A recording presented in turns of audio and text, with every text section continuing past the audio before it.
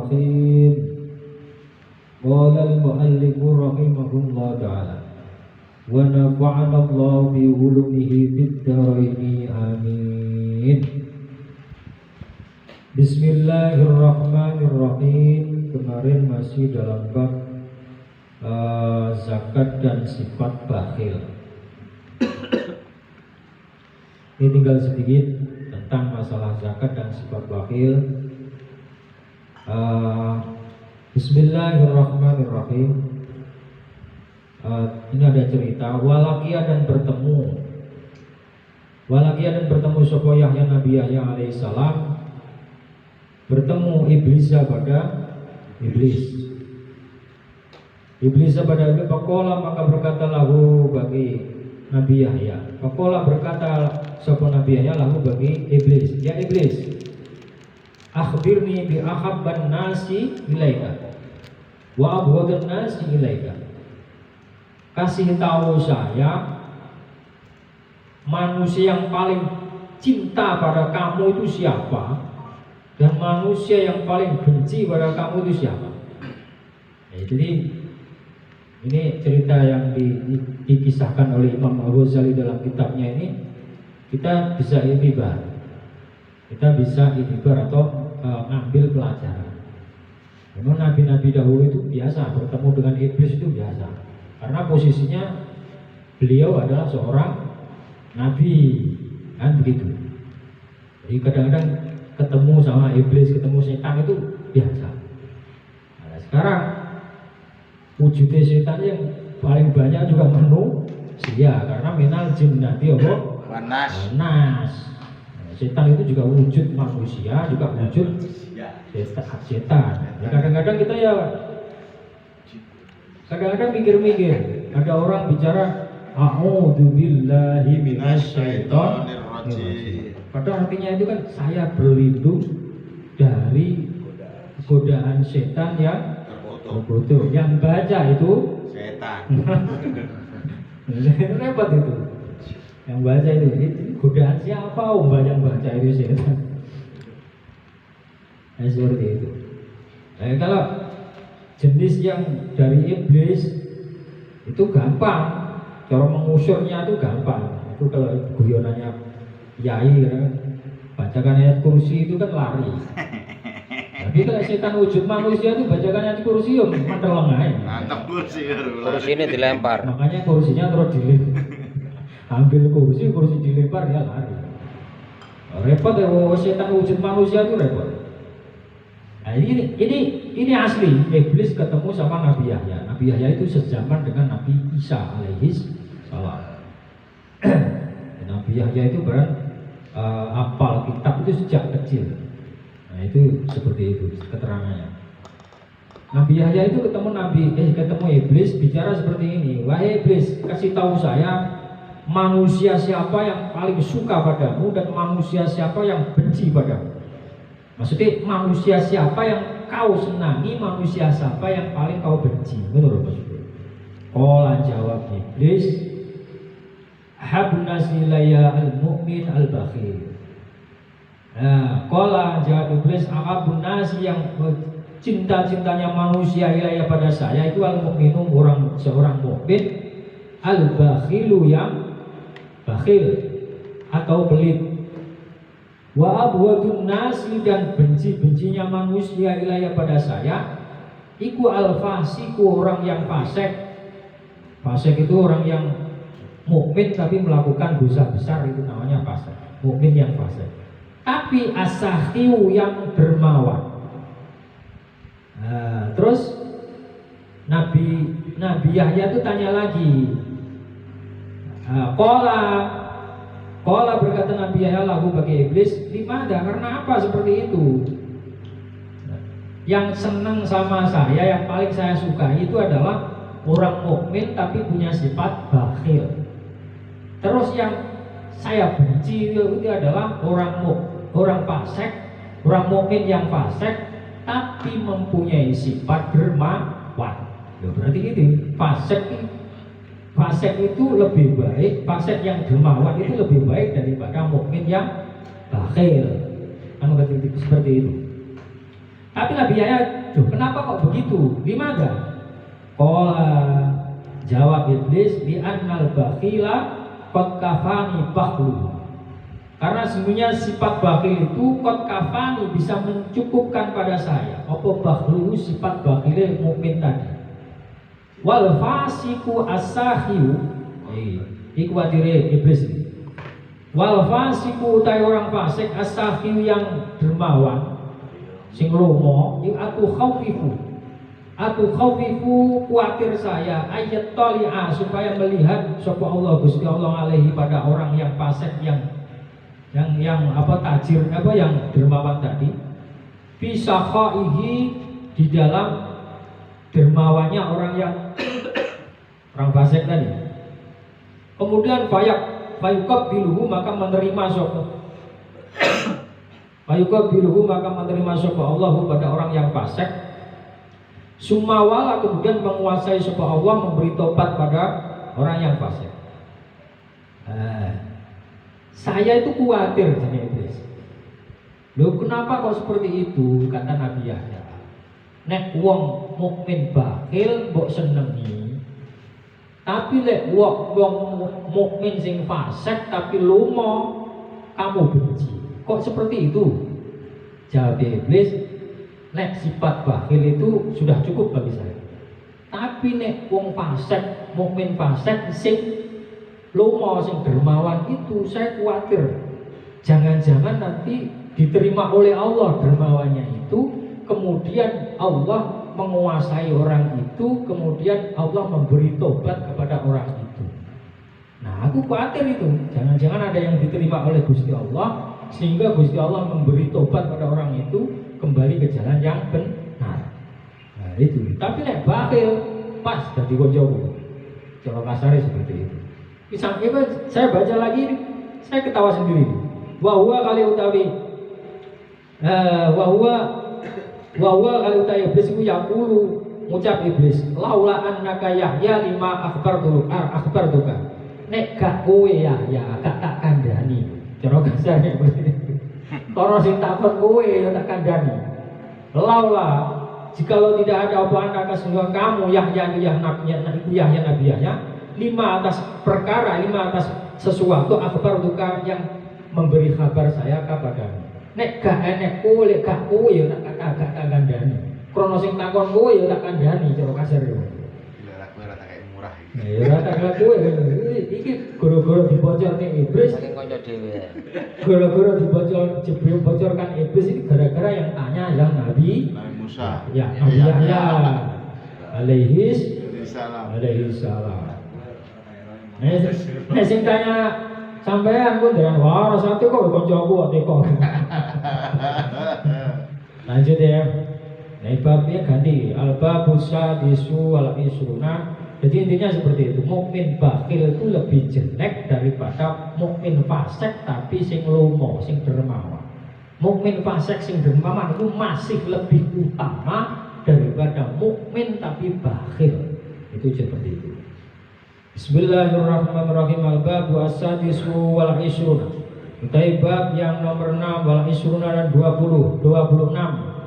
Iku fitulil amali, di dalam menjelaskan tentang panjang angan-angan. Kemarin kan sudah ada itu yang perusak Islam itu termasuk sifat bakhil dan panjang angan-angan. Angan-angan itu cuma jikalau, misalnya, umpama, ya seperti itu. Bismillahirrahmanirrahim. Maksudnya angan-angan itu nggak usah terlalu. Bismillahirrahmanirrahim. Qala, bersabda Nabi sallallahu alaihi wasallam, "Ukhawifu ma akhafu alaikum isnan, tulul amali wattiba'ul hawa." Saya takut pada sesuatu seperti takutnya saya pada kamu, pada kalian, yaitu perkara dua, kata Rasulullah.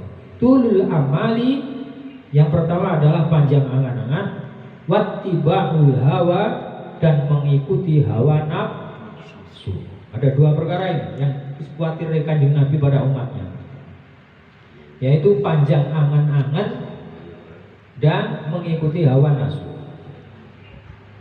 Alasannya begini, kata Imam Al-Ghazali, wa inna tulal amali, sesungguhnya orang yang panjang angen-angen iku yumsiu, bisa melalaikan apa panjang angen-angen al akhirat pada akhirat. Nek orang itu cuma panjang angen-angen bisa melupakan ke akhirat. Jadi gak mikir akhirat belas ya. Wattibaul hawa, dan orang itu hanya mengikuti hawa nafsunya saja. Yasudu bisa apa namanya, mentiadakan atau buntoni, apa buntoni?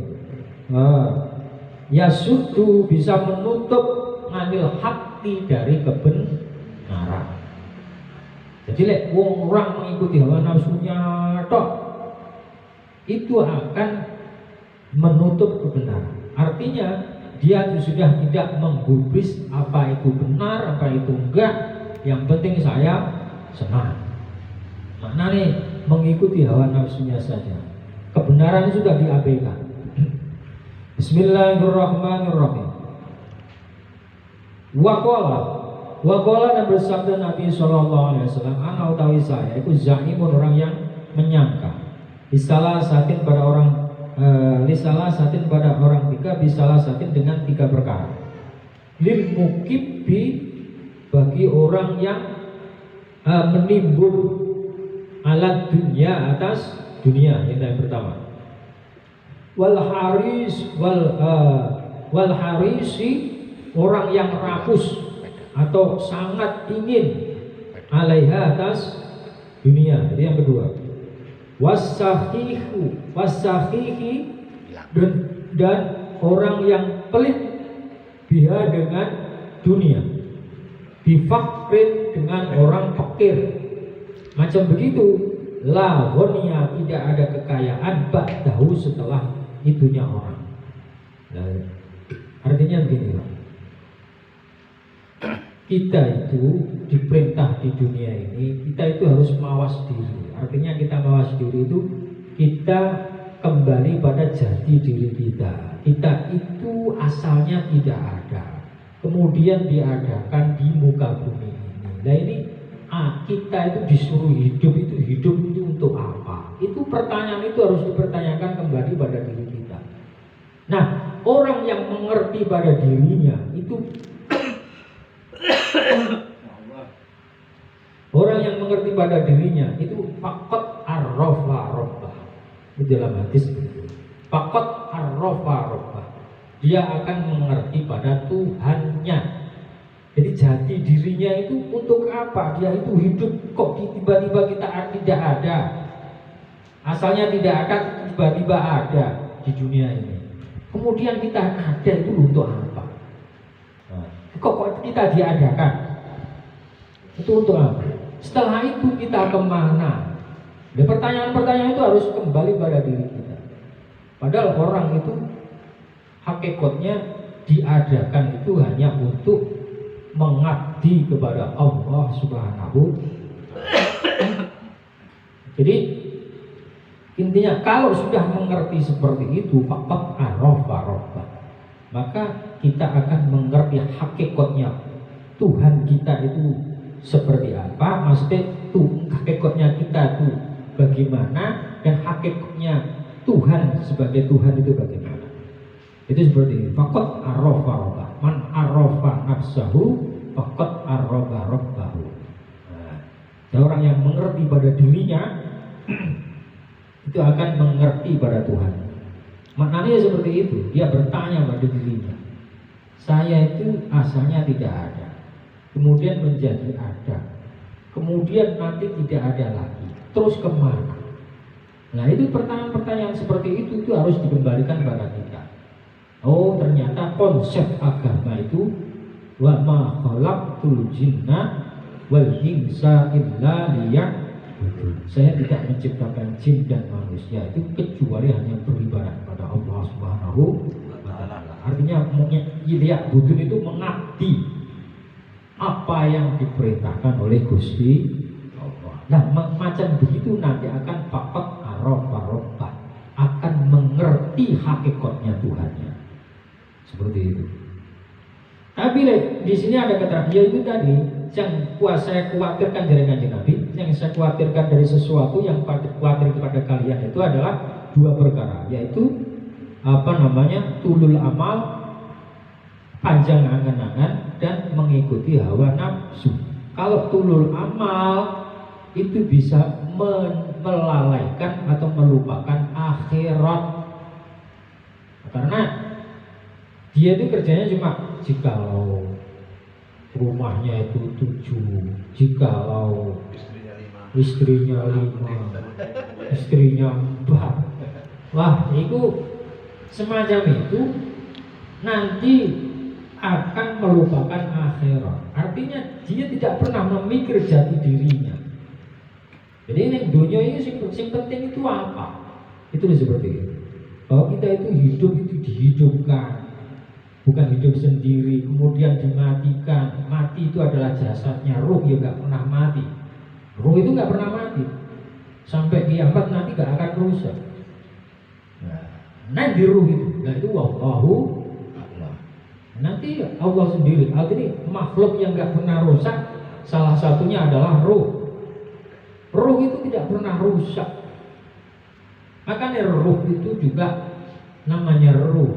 Ruh itu ada kenikmatan, ada juga tidak.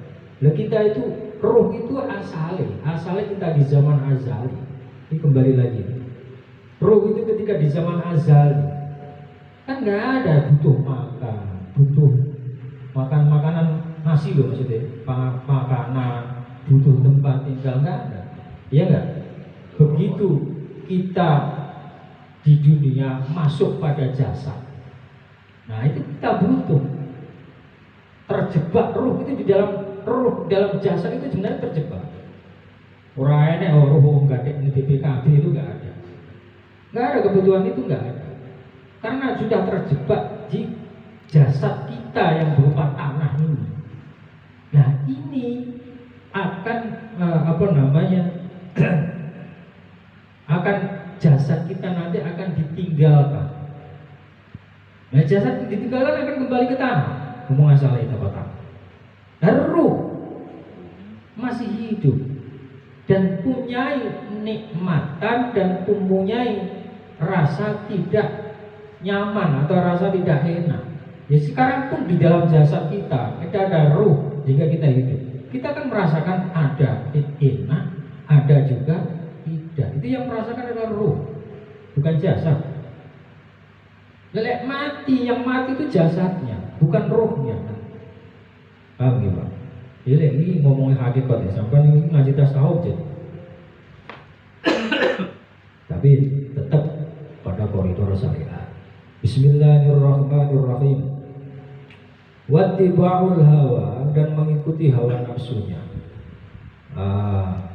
Terus sabda dengan Nabi lagi, saya menyangka pada orang tiga dengan perkara tiga. Maksudnya perkara tiga itu yang akan merusak pada dirinya. Lil mukibbi, bagi orang yang menimbun harta. Terus yang kedua adalah wal haris yang alaiha, orang yang sangat rakus atas dunia.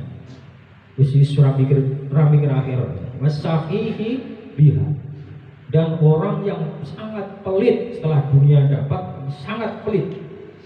Maka bifakrin, dengan orang fakir. Macam begitu itu tidak akan lahonia ba'dahu, jadinya nggak akan kaya. Lamun toh di sawang itu banyak harta, tetap gerambiak. Jadi kekayaan itu hakikatnya apa? Innama ghina innan nafsi. Sesungguhnya kaya itu adalah kaya hati. Kalau toh dikasih banyak, alhamdulillah. Dikasih sedikit juga alhamdulillah. Syukur itu yang digedekan. Syukur itu yang digedekan, bukan kufurnya yang digedekan. Nah seperti itu. Orang yang sudah memperbanyak syukur, maka hakikatnya dia adalah orang yang kaya. di hadapan Allah Subhanahu wa taala. Nah itu, makanya kita harus belajar banyak Syukur. bersyukur. Itu benar. Karena mukmin yang sejati itu bolak-balik itu dikatakan